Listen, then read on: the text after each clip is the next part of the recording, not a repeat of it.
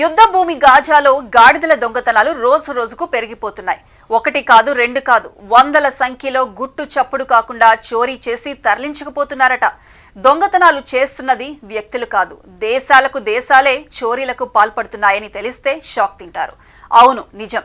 Gaza నుండి Israel సైన్యంతో పాటు ఫ్రాన్స్, బెల్జియం దేశాలు కూడా తమ వంతుగా గాడిదలను చోరీ చేస్తున్నాయి. ఇంతకు గాడిదల చోరీలకు కారణం తెలిస్తే షాక్ అవుతారు.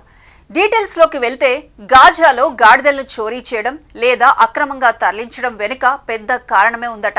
ఇజ్రాయెల్ బాంబుల దాడికి పాల్పడిన ప్రాంతాల్లో అనారోగ్యం, వైద్య చికిత్సల పేరుతో యజమానుల అనుమతి తీసుకోకుండానే వాటిని ఇజ్రాయెల్తో పాటు బెల్జియం, ఫ్రాన్స్లోని జంతు ఆశ్రయాలకు తరలిస్తున్నారని ఆరోపణలు వెల్లువెత్తుతున్నాయి. ఈ విషయం ప్రపంచవ్యాప్తంగా చర్చనీయాంశంగా మారింది. గాజాలోని గాడిదలను బంగారం కంటే విలువైనవిగా భావిస్తున్నారు. ఎందుకంటే బాంబుల దాడులతో గాజాలో రోడ్లన్నీ దెబ్బతిన్నాయి. వాహనాలు నడవలేని పరిస్థితి ఏర్పడింది. ఒకవేళ ఉన్నా ఇంధన కొరత వెంటాడుతోంది. ఇప్పటికే బాంబు దాడుల్లో ప్రభుత్వంతో పాటు పౌరులకు చెందిన వేలాది వాహనాలు ధ్వంసమయ్యాయి. ఇక దీంతో పాలస్తీనియన్లకు రవాణాలో గాడిదలే కీలకంగా మారాయి.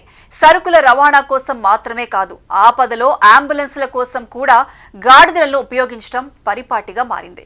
రవాణా వ్యవస్థ ధ్వంసం కావడంతో ప్రజలకు గాడిదలు బంగారం కంటే విలువైనవిగా మారిపోయాయి.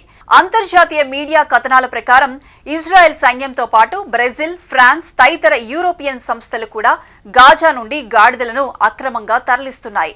అనారోగ్యం, చికిత్స పేరుతో ఇజ్రాయెల్ సైన్యం గాజాలోని గాడిదలను బయటకు తరలిస్తోందట. రాజధాని నగరం టెల్ అవీవ్ కు దక్షిణంగా ఉన్న మోషెన్ హరోట్ కు తీసుకువెళ్తున్నట్టు వార్తలు వస్తున్నాయి. బెన్ గురియన్ విమానాశ్రయం నుంచి మే 18న 58 గాడిదలను బెల్జియం కు తరలించి అక్కడి నుంచి ఫ్రాన్స్ మీదుగా బెల్జియంలోని ఆశ్రయ గృహాలకు తరలిస్తున్నట్లు తెలుస్తోంది. వైద్య చికిత్స కోసమే గాడిదలను తరలిస్తున్నామని ఇజ్రాయెల్ చెబుతోంది. ఈ చర్యలను పాలస్తీనియన్లు దొంగతనం చేస్తున్నారని ఆవేదన వ్యక్తం చేస్తున్నారు.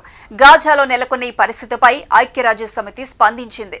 చాలా రాక్షసత్వంతో వ్యవహరించడం తగదని ఐరాస ప్రధాన కార్యదర్శి ఆంటోనియా గుటెరెస్ అన్నారు. గాజాలో ఇంధన కొరత తీవ్ర స్థాయికి చేరుకోవడంతో సేవా కార్యకలాపాలను పూర్తిగా నిలిపివేయాల్సి వస్తుందని ఆందోళన వ్యక్తం చేశారు.